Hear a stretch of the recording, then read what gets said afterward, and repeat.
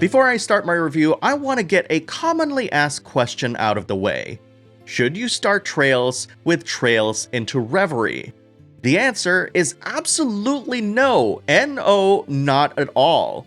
Trails into Reverie does very little to introduce you to the cast, and assumes that you've already known what each character has gone through.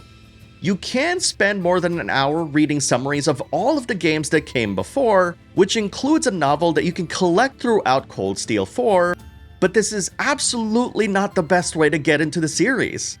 Do yourself a favor and start with either Sky, Zero, or Cold Steel 1, and see if any of those connect with you.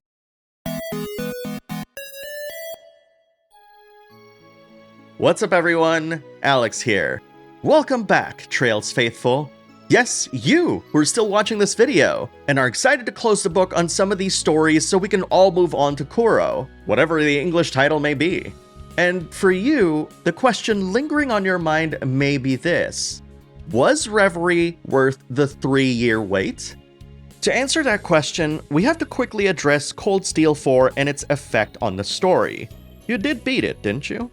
Anyways, yes, it is true that the events of Cold Steel 4 have since brought peace to the land, with Crossbell celebrating its independence and its return to form. But things aren't always simple with Trails, as a man proclaiming himself as the supreme leader, allied with defeated Imperial soldiers who have found themselves without a war to fight, takes control of Crossbell and establishes a new nation. This is the powder keg that sets up the events of Trails into Reverie, and one that takes a unique narrative approach when compared to previous games. I'm talking about a new feature that lets you play and switch between 3 different perspectives: Lloyd Banning's group, which I affectionately named the Crossbell team, Reen Schwartzer's group, composed of both new and old Class 7, and a new group led by a mysterious character who goes by C. You're free to advance through each route as far as you want, until the game locks you out of these scenarios, forcing you to play the others so that they can catch up with the story. I actually found this switching to be cool, and quick, if I might add. The footage you're seeing right now is from the PS5 version of the game, by the way. Being able to take in the story this way allows for Reverie's narrative to be digestible, and adds a little bit of variety to what we're used to seeing in Trails. What I also love about these routes is that each feels quite distinct from the other. Having played through the Crossbell arc recently, I have a stronger affinity for Lloyd and friends than I do Reen and company, and seeing the SSS and Crossbell rendered in full 3D again made me appreciate their journey a lot more than if I had jumped straight from Cold Steel 4. What I'm saying here is that the timing of Crossbell's Western release worked very well for me. And just as surprising is that the Crossbell team's route felt like I was playing through a story that could be found in the duology, but presented in complete 3D. Naturally, given that Reen and company were introduced in an earlier version of this engine, the effect is understandably lessened. But nonetheless, his route felt very much like a routine investigation that Class 7 would take on in their own games. That said, once I arrived at a place called the Reverie Garden, that's when things started to get me in a bad way. The reason isn't the garden itself, but rather a reminder of what I did in Cold Steel 4 that I didn't imagine I would have to do again in Reverie. Dealing with an insanely massive roster of characters, and making sure that they're all leveled up, kitted up, and ready for battle. I want to point out that even when I reviewed Cold Steel 4 3 years ago, the roster size didn't really faze me. I figured, after all, that the game was the series' last hurrah, a way to celebrate every Trails game up until that point, so I'd excuse the size of its roster. That said, fans have not been shy about calling Cold Steel 4 the Infinity War of the Trails series due to its ridiculous lineup of characters. And much like Infinity War, I guess I should have expected an endgame follow-up.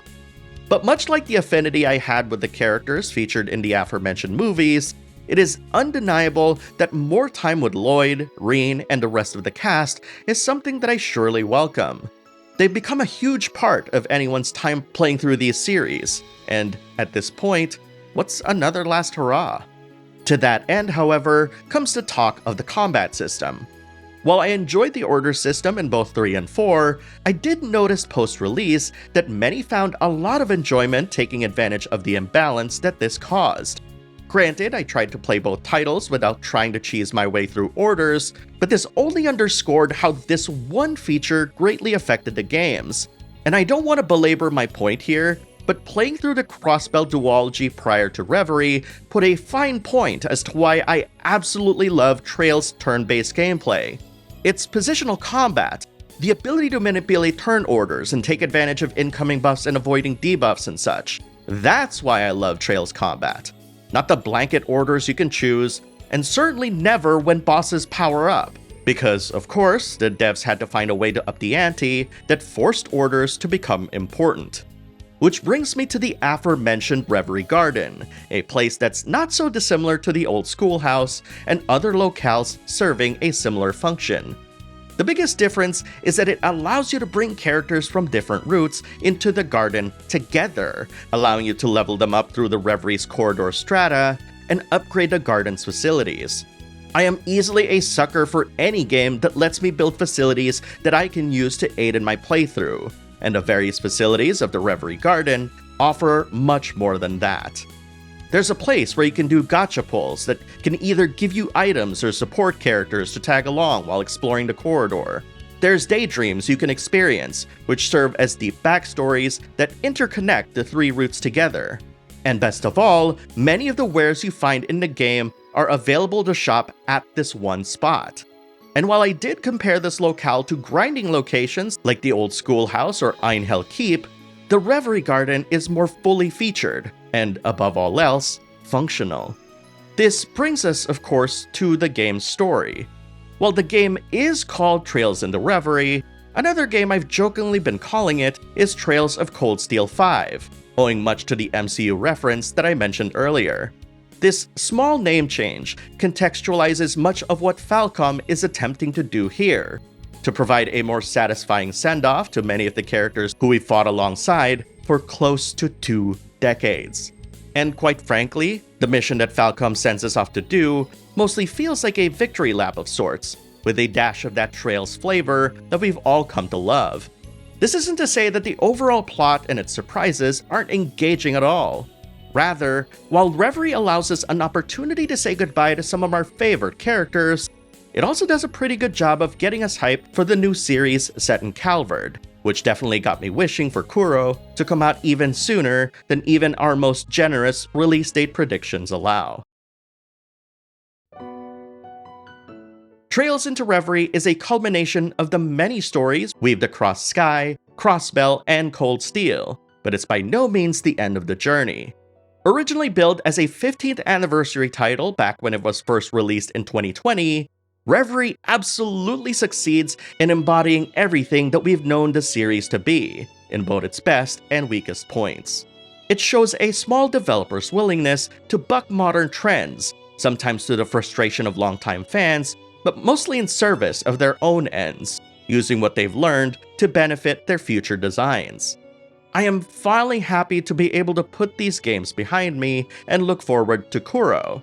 But on the other hand, I'll never forget the stories and journeys these characters and I took together, and I, for one, am hoping that we'll see some of them back in our future adventures. Onward then, to Calvard.